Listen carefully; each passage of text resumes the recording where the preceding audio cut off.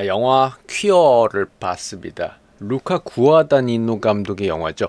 정말 그 소중한 작품들을 많이 낸 감독이라고 저는 생각하는데, 이번 영화도 저는 굉장히 좋았고, 이 영화를 온전히 끝까지 음미하며 감상할 준비가 되었다면 아주 복 받으셨다고 생각합니다. 왜냐면은 표현 방식에서 굉장히 아름답고 가슴이 찢어지면서도 삶의 전체를 통과하는 지긋지긋한 열병을 느낄 수 있으실 거고, 이 영화의 촬영을 맡은 또 사연부 묵딤롭 촬영 감독의 그 완벽한 촬영 질감들까지 느끼면서 본다면 영화를 더 맛있게 보실 수 있을 것 같습니다. 예전에 루카 구아다니노 감독이 만들었던 본즈 앤 올이나 콜 미 바이 요 네임, 서스페리아, 이런 것들의 어떤 일부 특징들이 섞여진 그런 영화 같기도 하고, 그렇지만 또 그 영화들이랑 또 다른 맛이 있었고요. 이게 영화가 3개의 챕터와 마지막 에필로그로 이렇게 나눠져서 진행이 되는데, 장소적인 배경으로 그냥 크게 나눠보자면은 멕시코 시티에서의 이야기, 그리고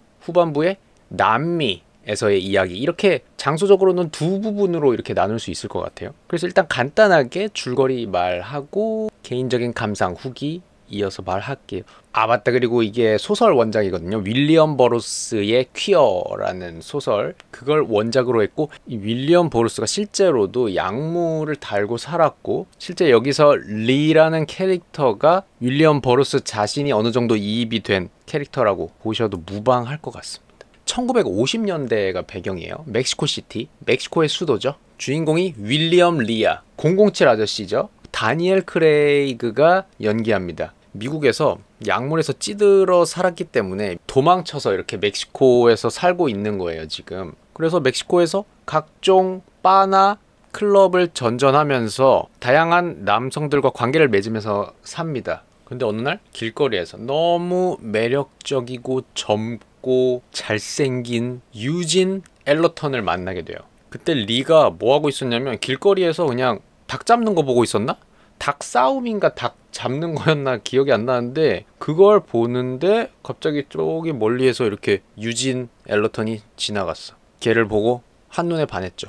그래서 그 후부터 리가 계속 유진한테 접근해서 찝쩍거리고 계속 관심을 표해요. 근데 그 애매한 그 기웃기웃거리는 거를 이 우리 리 형님이 굉장히 잘해요. 007 형님, 우리 다니엘 크레이그 형님이 그 연기를 너무 완벽하게 잘하고, 저는 진짜 다니엘 크레이그 형님이 어떻게든 나무 주연상을 받아야 된다고 생각합니다. 어디에서든지. 여기 제 채널에 나오시면은 제가 어떻게 상패 같은 거 만들어서 드리고 싶고, 이거는 정말 인정할 수밖에 없어요. 말이 필요 없어요. 어쨌든 그래서 유진한테 계속 찝쩍거리는데, 유진은 좀 뜨뜻미지근해요. 그리고 또 종종 여자랑 또 같이 있기도 하고요. 근데 딱 봤을 때 유진도 남자를 분명히 좋아할 것 같은데 여자랑도 같이 있고, 그냥 남녀를 딱히 안 가리는 것 같이 보여요. 그래도 우리의 리 형님은 이제 포기하지 않고 계속 기웃기웃 거리고, 술이나 마약, 담배, 그리고 여름이라서 뭐 땀 계속 흘리고, 이렇게 계속 땀에 끈적하게 되어 있고, 이 형님의 입술 이제 보통 이렇게 돼 있거든요. 다니엘 크레이그가 원래 약간 입술이 그렇긴 한데 이 영화에서 조금 더 신경 쓴 것 같기도 하고, 그 입술을 굉장히 이렇게 탐스럽게 이렇게 내미시고 이렇게 하는 느낌이 있어요. 근데 어쨌든 그래서 술, 담배, 마약, 이게 그 리 형님의 생활에 배어 있어요.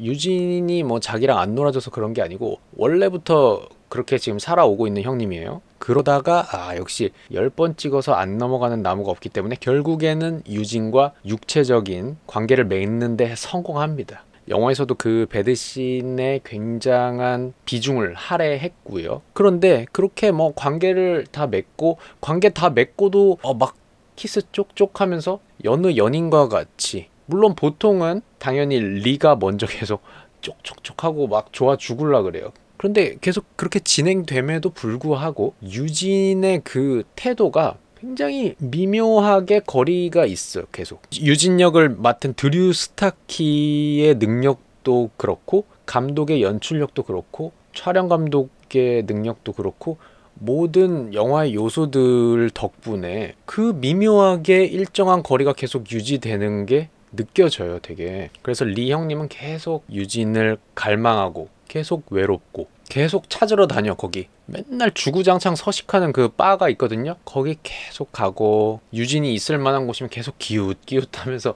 다 같이 모여있는 뭐 파티 같은 게 있으면 거기에서도 계속 유진 옆으로 쓱 가고 계속 바라보고, 그렇게 미묘하게 기웃기웃거리는 리와 미묘하게 거리두는 그 유진의 그 둘의 연기가 정말 너무 좋았어요. 그걸 영화 보면서 내가 느낄 수 있다는 게, 이 영화가 얼마나 이런 감정이 정교하게 세공되어 있었는가, 그게 막 느껴졌고, 그러다가 영화에서 리가 가끔씩 그런 얘기를 한 번씩 해요. 러시아의 어떤 사람이 그랬는데, 야해라는 식물을 먹으면은 텔레파시가 가능하다. 그래서 실제로 그 식물을 사용해서 텔레파시가 되었던 그런 사례들도 있다더라, 이런 얘기를 자꾸 하고 다녀요. 그러다가 결국에는 유진한테 그 식물을 찾아서 자기가 가는데 같이 가자, 남미 에콰도르였을 거예요. 아마 에콰도르로 가는데 같이 가자라고 제안을 하게 돼요. 그런데 리 아저씨가 왜 그 식물을 찾겠어요? 야해라는 식물을? 유진과 더 깊어지고 싶어서, 그와 소통하고 싶어서, 그와 텔레파시 느낌 통하고 싶어서, 더 가까워지고 진정으로 깊게 깊게 이어지고 싶어서 그 식물을 구해서 그 식물로부터 텔레파시 능력을 얻어서 둘이서 더 가까워지고 싶으니까. 그래서 어찌저찌 해서 유진이 같이 남미로 떠나게 됩니다. 그런데 물론 유진이 처음부터 허락을 했던 건 아니고 리가 자꾸 설득을 했어. 일주일에 한 2번만 나랑 해줘. 나랑 육체적으로 이렇게 하고 부담 안 줄게. 나랑 조금만 같이 있어줘. 나머지는 자유롭게 하고 하면서 막 빌빌거려, 우리 007 아저씨가. 그래서 에콰도르에 갔어. 에콰도르 정글에서 그 야해라는 식물 있잖아요. 이름부터 굉장히 야하죠. 이름이 야해라니. 이 야해 식물 전문가인 어떤 박사를 만나요. 남편이랑 살고 있어, 그 박사가 정글 속에서. 그래서 결국 리와 유진 두 사람 다 야해라는 식물을 이제 복용하게 되고, 그러면서 굉장한 환각 증세가 나타나고 풍선껌도 불죠. 풍선껌, 심장 풍선껌. 여기서 입에서 이렇게 풍선껌 쭉 나오거든요. 이렇게 이상한 내장 껍질로 된 풍선껌이 이렇게 쑥 생기더니 펑 터지면서 바닥에 떨어지는데, 그 내장 껍질 안에는 심장이 또끈또끈 또끈또끈. 두 사람 다 막 그렇게 되고, 굉장히 흥미진진한 그 환각들이 많이 일어나고, 그 강렬한 환각의 상태에서 그 두 사람의 신체가 이렇게 막 안고 비비고 하면서, 이게 한 사람 살과 한 사람 살이 이렇게 그냥 이어져 하나로. 그때 컴퓨터 그래픽이 너무 완벽한 게, 그냥 이 피부 안에 같이 이렇게 맞물려서 들어가서 뚫고 같이 이렇게 이어지고 비비는데 또 이어지고 떨어졌다가 이어지고. 그래서 우리는 스크린에 몸도 같이 이어지고 마음도 마치 이어지고, 정말로 텔레파시가 진짜 통하는 듯한 그런 이미지들을 우리는 볼 수 있어요. 그리고 또 그 환각 상태 속에서 유진이 이렇게 말하죠. I'm not queer, I'm disembodied. 나는 퀴어가 아니야. 나는 단지 몸과 정신이 분리됐을 뿐이야. 이런 식으로 번역이 됐을 거예요. 근데 그 대사를 리가 혼자 뭐 꿈이든 환각이든 겪었을 때 똑같은 대사를 했었거든요. 근데 이렇게 야해라는 식물을 복용하고 유진도 똑같이 그 대사를 읊는 게 나오죠. 그 대사는 정말 너무 다양하게 생각해 볼 게 많은 것 같아요. 표면적으로는 단순히 뭐 동성애 성향에 대한 뭐 정체성을 인정하냐 안 하냐 막 이렇게 생각할 수도 있겠지만, 단순히 동성애적인 뭐 성향의 정체성을 떠나서 무언가를 갈망하고 그리고 자유로워지고 싶은 사람들에게 다 적용될 수 있는 그런 문장이기도 하다고 생각해요. 어떤 한계를 초월하고 싶어하는, 퀴어라는 그 부류에 갇히는 거라던가, 아니면은 육체라는 이 물질에 갇히는 것이라던가, 그리고 어떤 고정된 개념에 대한 거부감, 그렇게 한계를 벗어나고 싶어하는 욕망이 깔려있는 그런 대사라고 생각을 하는데, 시대적인 배경이 또 1950년대이기 때문에 또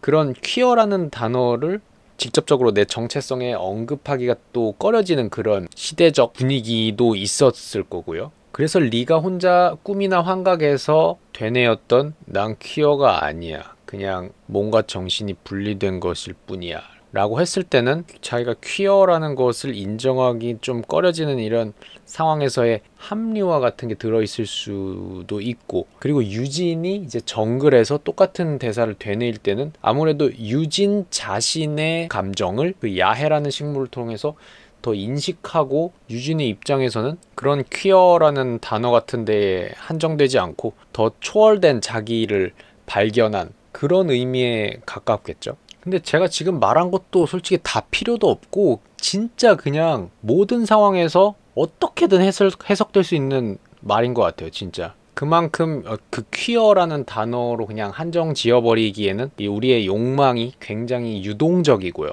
몸체가 딱 잡힌 고정된 어떤 개념이라기보다 굉장히 복잡한, 그리고 유동적인, 그래서 발버둥 치고 해방되고 싶고 그런 복합적인 감정이 들어있는 대사고, 그 대사를 뱉는 그 인물, 그 본인 자신을 인정하냐 안 하냐도 모르겠어. 그리고 그 자신도 모를 거야. 그래서 정글에서 그렇게 뒤엉켜가지고 환각에 빠져 있는데, 하지만 그게 실제로 리와 유진이 진짜 막 뒤엉키고 막 텔레파시가 통하고 그랬다고 보이지는 않죠. 물론 뭐 순간적으로는 그랬을 수도 있지만 리의 그 갈망만큼 유진의 마음이 열리지는 않은 걸로 보여요. 그래서 그 둘은 환각에 깨서 서서히 감정적으로 뭔가 멀어지는 그 분위기가 조성돼요. 다음날 아침에 떠나는데 정글에서 눈 깜짝할 사이에 유진이 사라지고, 그 야해라는 식물을 통해서 오히려 이어질 수가 없다는 게 확인이 된 거예요. 리는 그만큼 유진을 갈망하고 통하고 싶어하고, 그래서 야해도 찾았고 복용도 해봤고 했지만 아무리 그렇게 발버둥 쳐봤자 결국에는 제대로 동기화되지 못하는, 아무리 맞물리려고 해봤자 이렇게 맞물리지 않는 그 굴레, 그 무한한 불가능의 굴레를 넘어설 수가 없었달까요? 그리고 에필로그 챕터는 그 세월이 지난 후 이제 리가 오랜만에 그 들락날락하던 그 게이바에 가요. 근데 거기서 친구한테 얘기를 듣는데 유진이 남미로 떠났다는 얘기를 들어요. 어떤 군인의 가이드를 해주러 떠났다고. 그러고 나서 초현실적인 씬이 나오는데, 리 형님의 환상 속에서 유진이 이 머리 위에 잔을 올리고 있고, 리 형님이 그 잔에 이렇게 총을 겨누고 빵 쏘는데 유진의 이마에 맞는 거야. 그리고 그 씬에서 바닥에 보면은 자기 꼬리를 자기가 먹고 있는 그 무한대 모양의 뱀, 그리고 노인이 돼가지고 죽을 때까지 계속 유진을 그리워하면서 계속 유진에 집착하고 갈망하고 그러면서 죽어가는 그런 모습으로 끝나죠. 그러니까 그 이미지들도 아무리 갈망하고 갈망해도 결국에는 그렇게 이어질 수 없는, 결코 맞물릴 수 없는 그런 관계와 끝없이 무한대로 반복되는 그런 집착, 그리움, 외로움, 고독, 갈망, 그런 거를 상징화했고, 리 형님이 그렇게 집착하고 평생 죽을 때까지, 자신의 임종 때까지 갈망하던 게 어쩌면 진정한 자기 자신을 평생 동안 찾다가 그리워하다가 갈망하다가 죽은 것 같다는 생각도 굉장히 많이 들었습니다. 이 영화에서는 물론 표면적으로 유진을 그렇게 갈망하다가 죽은 걸로 보이지만 리는 결국엔 자기가 정말 사랑할 수 있을 만한 자기 자신을 그동안 찾아 헤매는 그런 과정이기도 했다. 근데 결국에는 계속 갈망하고 찾아 헤매고 그리워하고 외로워하고, 이게 계속 순환되죠. 절대 풀리지 않는 그냥 무한의 고리로 계속되는 열망. 우리도 죽을 때까지 갈망하는 게 있고 그거를 순간순간 해소는 해나가지만 해결은 되지 않죠. 그러다 죽는 거죠. 외로움과 그리움과 갈망과 집착을 영화라는 매체로 그냥 만들어버리면 그냥 이 영화가 되지 않을까. 다니엘 크레이그 형님의 연기가 너무 인상적이어서 영화 보고 나서 자꾸 한 번씩 일상생활하다가 막 그 형님이 생각이 나면서, 게다가 그 마지막 장면에서 이제 노인 돼가지고 침대에서 유진의 다리랑 이렇게 겹쳐있는 그 장면도 자꾸 생각이 나고 가슴이 찢어집니다. 동성애적인 쪽으로만 한정될 게 아니고 더 넓게도 확장해서 정말 다른 사람과 불일치될 수밖에 없는 이 관계, 불일치될 수밖에 없는 이 감정, 사랑, 아무리 이어보려고 해도 이게 맞닿지 않는, 또는 내 자신을 생각하자면은 내가 정말 사랑할 수 있는 내 자신을 찾아 헤매는 것. 근데 그것도 절대 풀리지 않는 순환의 고리에 갇혀서 우리는 끝내 해결하지 못하고 끝날 것이다. 해소는 하되 절대 해결하지 못하고 끝날 것이다 라는 가슴 찢어지는 이 한편의 시 같은 영화, 이 영화에서 보여지는 이미지들과 저를 자극하는 그 추상적인 감정들이 깊게 새겨져서 일상생활에서 그 감정이 언뜻 이입이 되더라고요. 어쨌든 무언가를 초월하고 싶은, 자유로워지고 싶은 열망, 갈망이 있는데 그게 무언가에 의해서 억압될 수밖에 없는 거예요. 그런데 그 나를 억압하는 게 뭐냐? 내가 좋아하는 무언가야. 내가 사랑하는 무언가가 역설적으로 억압하기도 해. 아, 이러니까 너무 무한한 영화인 거예요. 진짜 무한하고 긍정적으로 보면 정말 아름답고요. 이게 영화란 말이죠. 이런 게 진짜 영화예요. 정말 잘 봤고, 마치 육체를 뛰어넘고 육체를 초월해서 리와 유진의 몸이 이렇게 슥 희미해지는 그 표현도 이 영화의 전반에 나타나는 그 정서와 대사들과도 자연스럽게 이어지는 표현이고, 정말 누구에게나 모두에게나 적용될 수 있는 영화였다. 잘 봤다.